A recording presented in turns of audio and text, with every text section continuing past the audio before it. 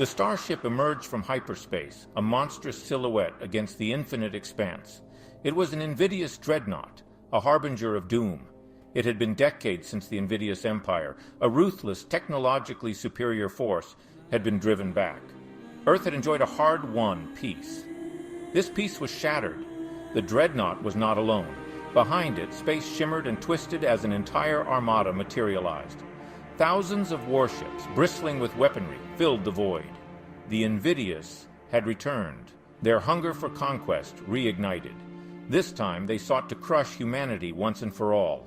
Panic gripped the planet. News of the invidious fleet spread like wildfire. The Galactic Council, a body formed to maintain peace after the first invidious war, seemed powerless to intervene. Earth was on its own. Its people faced annihilation. The invidious had underestimated humanity's resolve.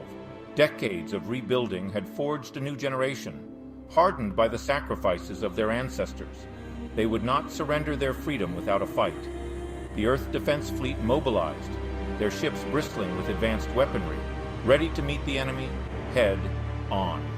Humanity would fight for its survival.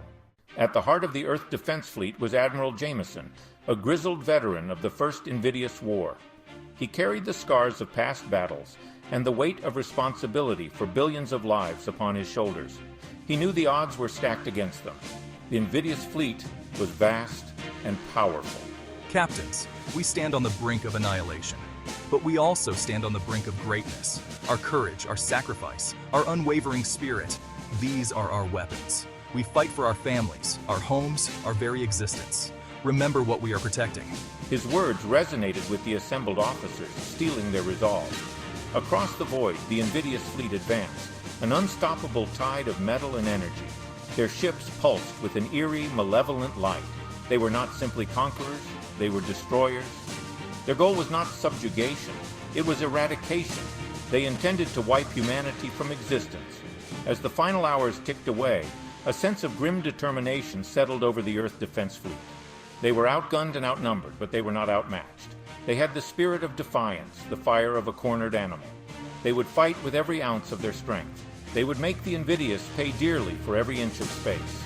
The first invidious attack came as a relentless barrage of energy beams, tearing through space towards the Earth fleet. The battle had begun. Earth's defense fleet met the onslaught with a disciplined fury. Lasers blazed, missiles arced through the void, and the silence of space was shattered by the roar of exploding starships. The invidious, confident in their superior numbers and firepower, pressed their attack relentlessly. Their ships swarmed like angry hornets, attempting to overwhelm when the Earth fleet was sheer brute force. Their energy weapons cut through smaller ships, leaving trails of wreckage in their wake. But Earth's fleet was prepared. Earth's ships were faster, more maneuverable.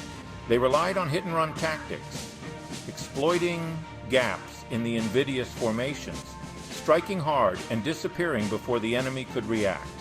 They utilized advanced cloaking technology, rendering themselves invisible to enemy sensors. They appeared as phantoms, delivering devastating blows and vanishing into the void. Section 4. The Turning Tide. The tide of the battle began to turn. A group of elite Earth pilots, trained from childhood in the art of space combat, spearheaded a daring assault on the invidious flagship. Their ships, nimble and deadly, weaved through a hail of enemy fire, their weapons blazing. They punched a hole in the flagship's defenses, clearing a path for a final, desperate attack. Admiral Jameson, at the helm of his flagship, saw his opportunity. He ordered all available firepower directed at the invidious flagship. A blinding white light engulfed the flagship as a massive energy beam, charged to its limit, struck it amidships. The explosion was catastrophic, ripping the invidious command ship in two. The destruction of the flagship sent shockwaves through the invidious fleet. Their formations faltered. Their attack lost its cohesion. Sensing victory, Earth's fleet pressed their advantage, exploiting the chaos and confusion to inflict heavy losses on the demoralized enemy. The invidious used to easy victories were unprepared for such fierce resistance. Section 5. A New Dawn for Humanity. The fall of the invidious flagship marked a turning point in the battle and in the war itself. The once dominant invidious fleet, now leaderless and in disarray, began to retreat. Earth's forces, emboldened by their victory, pursued relentlessly. The Galactic Council watched in awe as humanity, once considered a minor player, now stood poised to reshape the balance of power in the galaxy. For the races that had suffered under invidious rule, this victory was more than just a military triumph. It was a beacon of hope, a promise of freedom and a brighter future.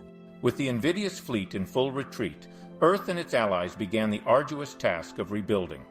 The war had taken a heavy toll, but it had also forged a new era of cooperation and unity among the galaxy's diverse races. Humanity, having proven its resilience and determination, now looked to the stars with renewed hope and ambition. Like and subscribe for more galactic adventures. Leave a comment if you enjoyed the video.